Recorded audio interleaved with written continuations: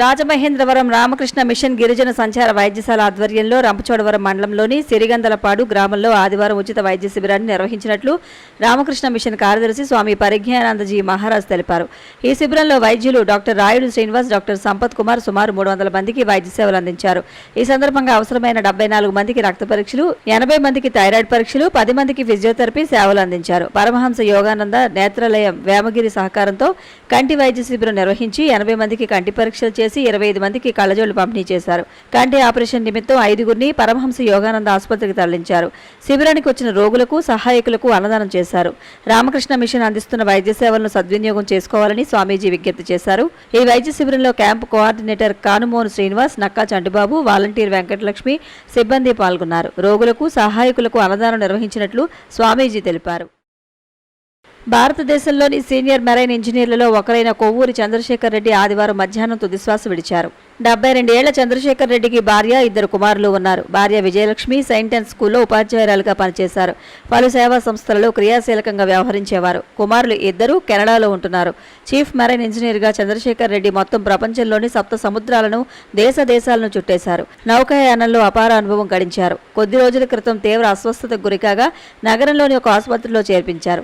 చికిత్స పొందుతూ కన్ను మూశారు. చంద్రశేఖర్ రెడ్డి మృతి పట్ల రాష్ట్ర పర్యాటక శాఖ మంత్రి కందుల దుర్గేష్, మాజీ ఎంపీ ఉండవల్లి అరుణ్ కుమార్, మాజీ ఎమ్మెల్యే రౌతు సూర్యప్రకాశ్రావు, మాజీ డిప్యూటీ మేయర్ గ్రంథి లలిత అరవిందం, మాజీ కార్పొరేటర్లు అల్లుబాబి, ప్రసాదుల హరనాథ్, ప్రముఖ న్యాయవాది మద్దూరి శివసుబ్బారావు, వర్తక ప్రముఖుడు అశోక్ కుమార్ జైన్, క్రొవ్విడి సర్రాజు, విఎస్ఎస్ కృష్ణకుమార్, క్రొవ్విడి భాస్కర్రావు, క్రొవ్విడి సుబ్రహ్మణ్యం, నక్కా శ్రీనగేష్, తాడాల కొండరాజు, గ్రంథి వెంకటేశ్వరరావు, వసంతకుమారి, కర్రి మార్కండేయరెడ్డి, టిఎస్ఎస్ రెడ్డి, ప్రసాద్ రెడ్డి, ద్వారంపూడి సీతారామరెడ్డి, నల్లిమిల్లి జగన్మోహన్ రెడ్డి, గ్రంథి రామకృష్ణ తదితరులు చంద్రశేఖర్ రెడ్డి భౌతిక కాయానికి శ్రద్ధాంజలి ఘటించారు.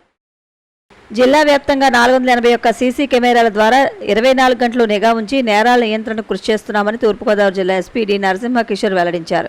CC camera command control room ను తూర్పుగోదావరి జిల్లా ఎస్పీ డి నరసింహకిషోర్ ఆకస్మికంగా తనిఖీ చేశారు. కంట్రోల్ రూమ్ పనితీరు గురించి control room in-charge inspector G ఉమామహేశ్వరరావును అడిగి తెలుసుకున్నారు.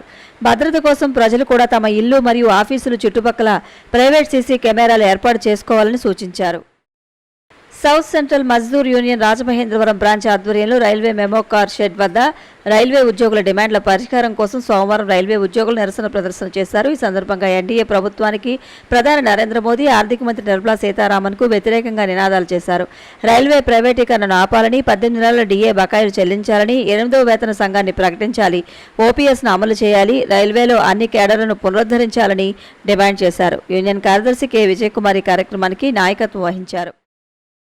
గోదావరి తీరాన ఉన్న వైఎంవిఏ హాల్లో వైఎంవిఏ నూతన కార్యవర్గ ప్రమాణ స్వీకార మహోత్సవం ఆదివారం ఉదయం ఘనంగా జరిగింది.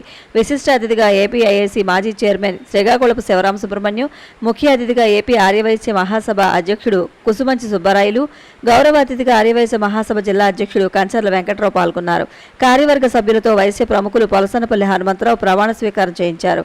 వైఎంఈఏ 2024-25 నూతన అధ్యక్షుడిగా మైలవరపు శ్యామలరావు, కార్యదర్శి కన్నెగొళ్ల రవికాంత్, కోశాధికారిగా కొత్త వెంకటకిషోర్ తదితరులు కార్యవర్గ సభ్యులుగా ప్రమాణ స్వీకారం చేశారు. ఈ సందర్భంగా శివరామ సుబ్రహ్మణ్యం మాట్లాడుతూ ఎంతో చరిత్ర గల వైఎంవిఏకు ఎందరో ప్రముఖులు సారథ్యం వహించి సేవా కార్యక్రమాలతో మంచి పేరు తెచ్చారని, అదేవిధంగా నూతన కార్యవర్గం కూడా సమాజహిత కార్యక్రమాలతో వైఎంవిఏ పేరును ఇనుమడింప చేయాలని సూచించారు. ఈ సందర్భంగా 60 మంది పేద వైశ్య విద్యార్థులకు స్కాలర్షిప్ అందజేశారు.